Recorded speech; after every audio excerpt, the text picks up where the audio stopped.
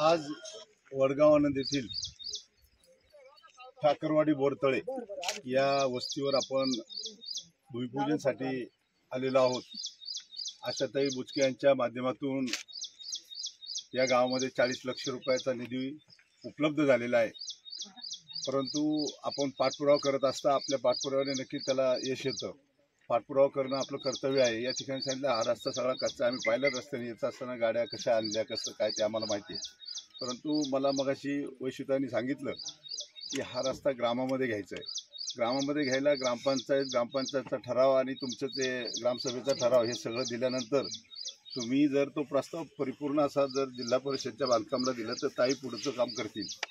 परंतु तो परिपूर्ण 4 प्रतीमध्ये द्यायचा असतो। मी आता नुकताच 1 महिन्यापूर्वी माझ्या गावचा सुद्धा प्रस्ताव दिलेला आहे। त्यामध्ये त्याला नंबर पडेल, ते मंत्रालयापर्यंत जातं। परंतु तुम्ही जर कागदपत्र व्यवस्थित पूर्ण केली तर ते पुढचं काम होईल।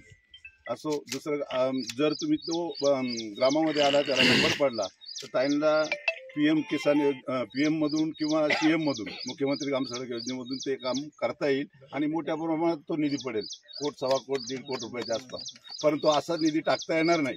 म्हणून ग्रामस्थांना विनंती आहे की तुम्ही ग्रामामध्ये याचं नाव नंबर आणा आणि त्यामध्ये आमचं सगळ्यांचं सहकार्य तुम्हाला लाभेल।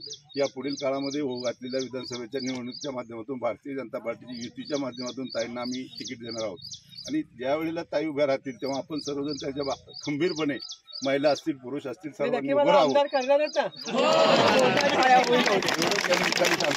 कामं होतील। भारतीय जनता पार्टीच्या 10 वर्षाच्या काळात विकास निधी भरपूर आलेला आहे, महिलांसाठी योजना भरपूर आल्यात, आपल्या सर्वांना माहिती आहे। मी ते सांगून वेळ घेणार नाही, परंतु नक्कीच महिला सुद्धा समाधानी आहेत। शेतकऱ्यांना सुद्धा लागेल एवढा निधी या ठिकाणी उपलब्ध झालेला आहे। या पुढील काळामध्ये आपल्याला जर युती सरकार आणायचं असेल तर आपली लाडकी बहीण योजना टिकेल, तेव्हा युतीला मतदान करावं असं मी आपल्या सर्वांना आवाहन करतो आणि माझे 2 शब्द थांबवतो। जय हिंद, जय महाराष्ट्र, जय श्रीराम।